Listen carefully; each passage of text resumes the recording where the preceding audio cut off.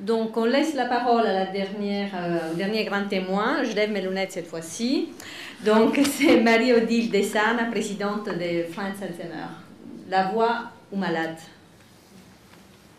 Vous avez prononcé mon nom d'une manière très chantante qui me va tout à fait bien. Ah oui, c'est bien. Alors moi, je ne suis pas neurologue, je ne suis pas juriste et je ne suis pas gestionnaire de cas. Je suis modeste présidente d'une association départementale, d'abord dans les Bouches-du-Rhône, dans laquelle on gère un accueil de jour, maintenant une plateforme de répit, et présidente de l'Union nationale des associations France Alzheimer. C'est à ce titre que je vais vous parler, au titre de représenter une association de familles et de malades qui sont tous les jours sur le terrain, les pieds dans la glaise, pour être soft.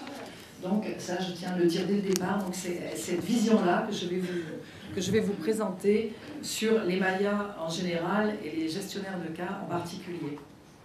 Alors d'abord, je rappelle qu'avant d'inventer le gestionnaire de cas, il y a eu un précédent chez les myopathes qui s'appelait le technicien d'insertion. Donc je vois qu'on n'a pas beaucoup évolué, c'était en 1988. Ensuite, pour ce qui concerne le dispositif des Mayas, je vais évidemment reprendre la très célèbre formule de Michel Poncet, qui fait mouche à chaque fois qu'on la donne. C'est une méthodologie qui vise à intégrer les différentes structures. C'est bien de le redire à chaque fois, puisque ce n'est pas forcément le cas pour tout le monde, et on s'en rend compte souvent quand on est sur le terrain.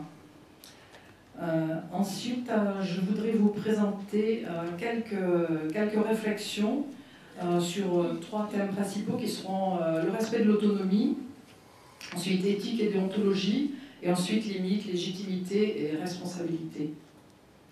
Alors le gestionnaire de cas ne doit pas se substituer, on l'a entendu. Il ne doit pas faire à la place non plus. Il doit être un facilitateur, un médiateur, et il ne doit jamais imposer un dispositif. Voilà, donc le super-héros, le Zorro de l'Alzheimer, ça n'existe pas. Son rôle est plutôt d'ouvrir des perspectives et d'aider les personnes et les familles à ouvrir le champ des possibles en accompagnant des décisions qui s'avèrent nécessaires et évolutives. Le gestionnaire de cas ne gère pas une personne ou des situations, ou des personnes, il gère une situation, c'est tout. Ça aussi, il y a souvent une confusion quand on est interrogé sur ce que c'est qu'un gestionnaire de cas. D'ailleurs, je n'arrive jamais à dire moi-même ce que c'est vraiment un gestionnaire de cas. Alors, à l'intérieur de ça, je voulais juste aussi dire un mot sur la problématique du consentement oral et écrit. Alors, le consentement, il est requis, mais ce n'est pas parce qu'il est requis et qu'il y a une signature qu'il est acquis. Donc ça aussi, je voulais vraiment le dire, tout à fait. Et donc, je pense qu'il faut, mais ça a été dit aussi, différencier la recherche du consentement de la recherche de l'adhésion et de la recherche de l'acceptation. Ce sont des temps différenciés et il est important que ces choses s'inscrivent dans la durée de la relation, car ce sont elles qui segmentent quelque part le consentement de la personne. Et ensuite, je voulais aussi dire, mais vous l'avez dit, monsieur, que la recherche du consentement de la personne malade et de son entourage, elle ne cherche pas seulement à protéger ou couvrir le gestionnaire de cas. Voilà, elle est plus forte que ça. Donc du côté du bénéficiaire, quand est-ce qu'on peut penser qu'il y a eu un consentement à cette relation entre un gestionnaire de cas et une personne malade, une famille? Par exemple, j'accepte de nouer une relation avec vous, puis ensuite un consentement à l'évaluation, j'accepte de vous donner des éléments sur ma situation pour que vous puissiez m'aider. Et ensuite, un consentement au changement qui est proposé par rapport à ce qui a été fait précédemment.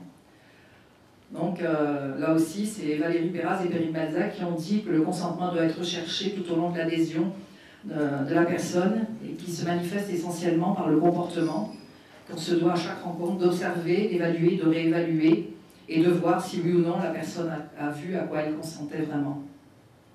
Donc, sur le terme de consentement, on préfère le terme d'adhésion, chez France Alzheimer, ou le terme d'acceptation, plutôt que de consentement, sauf en ce qui concerne évidemment le partage des informations.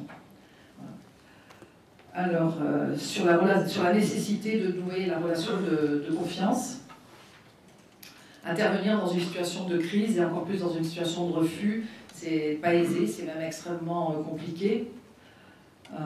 Le gestionnaire de cas doit donc présenter de bonnes qualités relationnelles, c'est le moins qu'on puisse lui demander avant tout, pour réussir dans un contexte difficile à nouer une relation de confiance qu'il ne pourra, comme l'a dit le docteur Lejeune, établir que sur la durée. D'où l'importance de la qualité de la relation et des échanges qui se déroulent au fur et à mesure du temps, du consentement réinterrogé à chaque fois. Donc le document signé dès le début est un document qui n'a pas grande valeur, on va dire, qui a peut-être une valeur juridique si on va jusque-là, mais qui n'a pas une grande valeur en soi dans le contexte d'une relation avec une personne, puisque c'est le prérequis pour pouvoir avoir accès au gestionnaire de cas. Alors, ensuite, sur l'équité et la justice, Antoine Lejeune vous a dit ce qu'il pensait de la répartition de l'aide sur le territoire national. Alors, je dirais aussi, pour suivre la mesure 4 au niveau national, dommage qu'il n'y ait pas de représentant du ministère de la Santé, que ce n'est pas les 200 mayas qui seront ouvertes à la fin de l'année qui vont couvrir le territoire géographiquement, ça c'est très clair, ni même les 400 à fin, Valérie, de 2014, 400 mayas peut-être sur l'ensemble du territoire. Bon, ensuite, il y a aussi le problème qui est soulevé, puis bon, on a eu un changement politique, ça a échappé à personne, donc les positions des uns et des autres sont vraiment différentes sur les mayas. Certains les présentent comme un empilement avec les CLIC et les CCAS. Cette confusion, elle est un peu aggravée par le fait que dans les présentations, dans les porteurs de projets de Maya, il y a beaucoup de porteurs de projets de CLIC.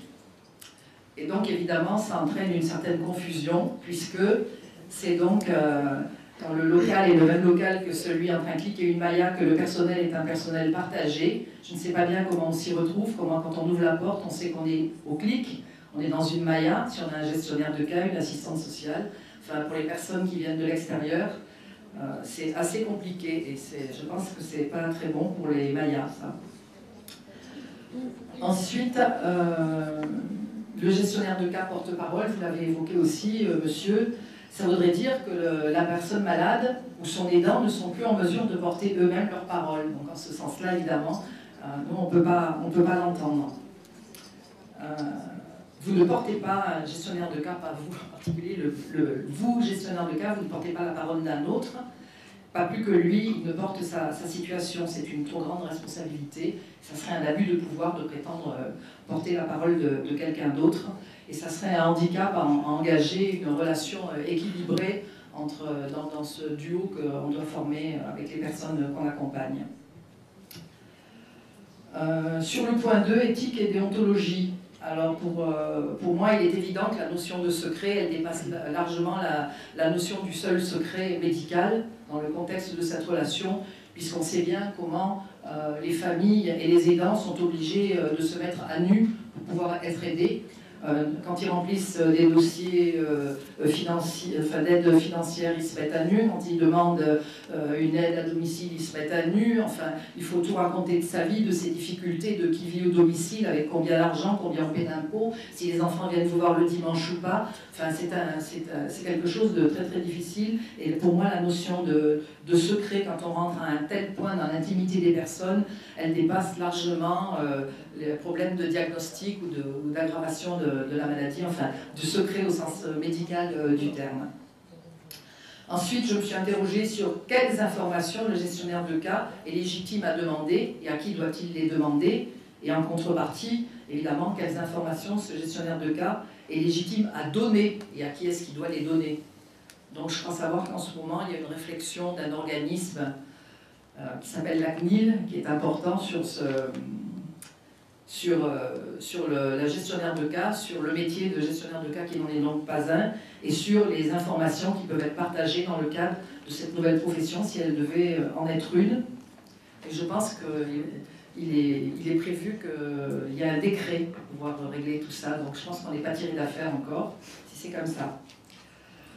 Ensuite, les limites de l'information, c'est que forcément le gestionnaire de cas, il ne recueille que les informations qu'on veut bien lui transmettre, qui ne permettent qu'une vision parcellaire de la personne et des situations, et que malgré toutes ces compétences et malgré l'adhésion des acteurs, la vision, il faut rester modeste et humble, elle ne reste que partielle, et elle le restera tout au long partielle. Personne ne possédera jamais complètement ce que c'est que la situation des personnes qu'elle accompagne. Ensuite, la question du respect de l'intimité, c'est l'importance de mettre en place des temps de régulation de pratique des gestionnaires de cas, nous semble très important. Ils ont des compétences diverses et complémentaires et ils doivent pouvoir rendre régulièrement compte des questions qu'ils se posent et qui leur sont posées. Alors, les limites de gestion de cas, légitimité et responsabilité. Donc, il y a ce problème que c'est une fonction et que ce n'est pas un métier par rapport au cadre. Ça me semble compliquer quand même un peu la chose. Ensuite, le gestionnaire de cas, puisqu'on l'a appelé un gestionnaire de cas complexe, je vais y revenir aussi. Il semblerait donc que ce soit une reconnaissance par défaut de cette fonction quand les professionnels dits normaux sur le terrain qui interviennent auprès des familles et des malades n'ont plus de réponse à apporter. Est-ce que ça serait ça, gestionnaire de cas? Voilà, donc je pose aussi la question. Moi je pense que ça ne devrait pas être ça, puisque ça en deviendrait à revenir un pompier de service qu'on appelle quand on n'a plus d'autres solutions sur le terrain. Et ça voudrait dire donc qu'on ne peut pas agir en amont des situations de crise. Et ça serait donc à l'encontre de ce qui serait souhaitable de mettre en place. Ensuite, il y a évidemment le positionnement difficile du gestionnaire de cas. Tout le monde l'a évoqué aussi, de par une position haute, on va dire, qui peut identifier des dysfonctionnements, on a entendu ce que tu disais, par rapport à des dysfonctionnements professionnels et familiaux, et qui donc les gens peuvent se sentir jugés en face, et c'est aussi quelque chose qui me paraît être difficile dans la relation de pointer d'éventuels dysfonctionnements. Ensuite, sur la question de la légitimité vis-à-vis de la personne malade et vis-à-vis des partenaires, la légitimité, ce n'est pas une légitimité de fait parce que quelqu'un a signé au bas d'un papier, hein, vous le savez mieux que moi, puisque vous rencontrez souvent les personnes. La légitimité, elle découle de l'adhésion de la personne et d'un long processus basé sur la confiance tout au long du déroulé de cette relation. Voilà. Ensuite, équité et justice. Alors ça, Antoine Lejeune l'a évoqué, mais je voudrais dire, dans certains pays, la gestion de cas elle est financée par des assurances privées. Donc ça doit être les fameux conseillers privés qui ont débarqué chez toi. Puisque, voilà, donc une démission du gestionnaire de cas, c'est gratuit pour aux témoins d'un doute, c'est gratuit pour les familles, et voilà. Bon, c'est bien de le dire aussi par rapport à ces gestionnaires de cas privés, financés par des assurances. Voilà. Alors sur la question de la complexité, alors c'est peu dire que je suis, comment je vais le dire, pas le dire trop fortement, mais si je vais quand même le dire fortement, je suis extrêmement révoltée par ce terme de gestionnaire de cas complexe, pour avoir été moi-même dans des situations compliquées personnellement, et pour voir tous les jours dans les associations des gens qui sont aussi dans des situations extrêmement compliquées, morales, psychiques, financières, tout ce qu'on veut, qui n'y arrivent plus. Je sais combien il est difficile de demander de l'aide. Et je sais que déjà, quand on demande de l'aide, c'est un acte qu'on fait au bout du bout, et encore on n'arrive pas toujours à le faire. Alors, est-ce qu'à partir du moment où on demande de l'aide, même si la personne qui est en face, parce que vous avez dit tout à l'heure, je l'ai noté, que les professionnels jugent une situation complexe et envoient vers un gestionnaire de cas. Mais quel professionnel, avec son œil unique, peut juger d'une situation complexe d'une famille et d'un malade? Ça me semble absolument impossible. Et je pense qu'à partir du moment où une famille pousse la porte, que ce soit d'un clic, d'une Maya, d'une association ou d'un médecin, et demande de l'aide, c'est qu'elle est déjà dans une situation où elle n'y arrive plus depuis très longtemps, et où elle a besoin d'aide. Et elle a besoin d'aide dès le premier pas, sans attendre qu'elle soit complexe, c'est-à-dire que sur les petits critères qui ont été donnés par le ministère de la Santé, que vous avez oublié de relire devant tout le monde, les fameux petits critères. Et donc, on a rempli une croix dans toutes ces cases, et à ce moment-là, chouette, on a accès à un gestionnaire de cas. Ça, pour moi, c'est tout simplement impossible. Voilà, je vous remercie beaucoup.